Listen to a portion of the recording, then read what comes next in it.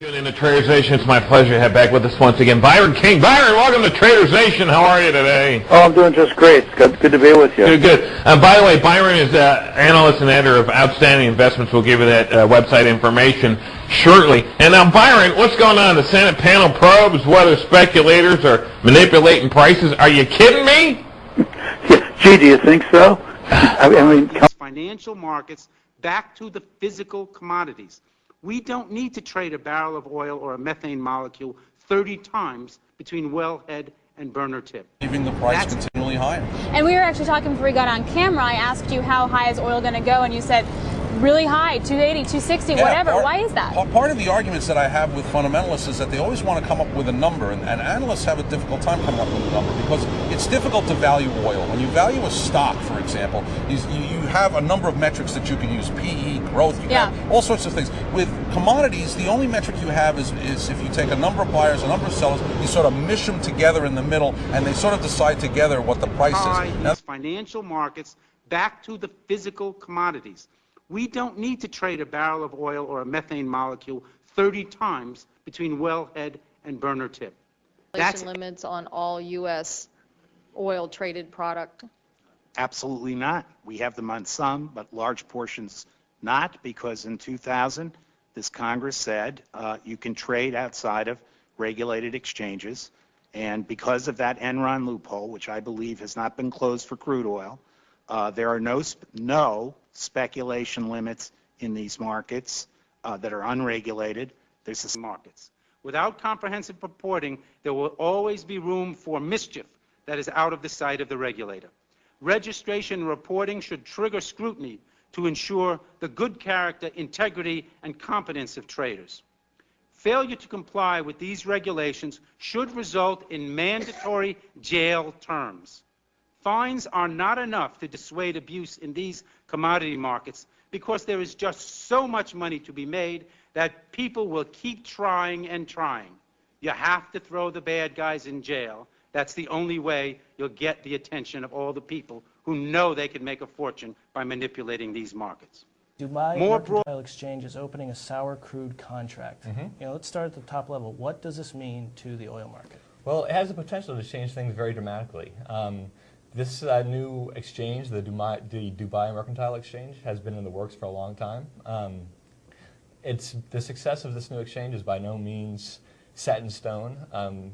Energy traders are going to be actively watching the volumes on this exchange to see if they build up to a level where the various futures contracts and commodity contracts can be traded fluidly and with liquidity. But if that occurs and we actually start seeing really good volumes on this new exchange, then it could have definitely a material impact on the global oil and gas marketplace. And obviously, excuse me, the primary markets, simple. Right? If we could just blame the current speculative bubble on the blind ignorance, indifference, and ineptitude of the regulatory agencies. Just fire the commissioners and clean the problem up. The recent proposals that have been put on the table are baby steps that will not solve the problem. There are more fundamental problems that must be addressed.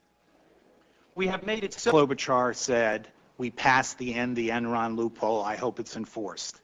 The Enron loophole, because it was written by the Intercontinental Exchange, handed to the CFTC, and then handed to Congress, does not deal with crude oil.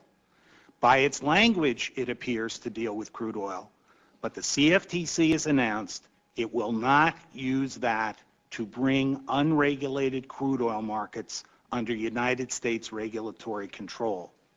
Why is that? A number of analysts are predicting $4 a gallon gasoline this spring when they reformulate. That's interesting. I hadn't heard that. To find ways to tie these financial markets back to the physical commodities. We don't need to trade a barrel of oil or a methane molecule 30 times between wellhead and burner tip. It's just a little relief for low-income Americans. Who drives the furthest and who drives the oldest cars? The lowest-income people in America. Listen, in theory, I'm fine with it, but in Illinois, they tried it. I would be dishonest if I said we've got a lot of short-term answers to bringing down gas prices. I don't think we do. Yet need to find ways to tie these financial markets back to the physical commodities. We don't need to trade a barrel of oil or a methane molecule 30 times between wellhead and burner tip. We got to change it. We got to figure out how we're going to get the cost down.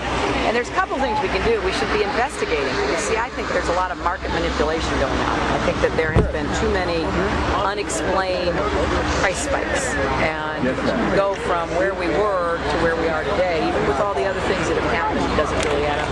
Yeah, we live in a country where it's supposed to be full disclosure. When you go to the store, you buy something, what do you get? Failure to comply with these regulations should result in mandatory jail terms. Fines are not enough to dissuade abuse in these commodity markets. It was $1 something when he took office. Now it's $2.56 on average. $2.56 on average. $2.56 on average. On this House over the last 14 years. Drilling in ANWR, 91% of Republicans supported it, 86% of Democrats opposed it. Coal to liquids, 97% of Republicans support it, 78% of Democrats oppose it. Oil shale exploration, 90% Republican support, 86% Democrat opposition.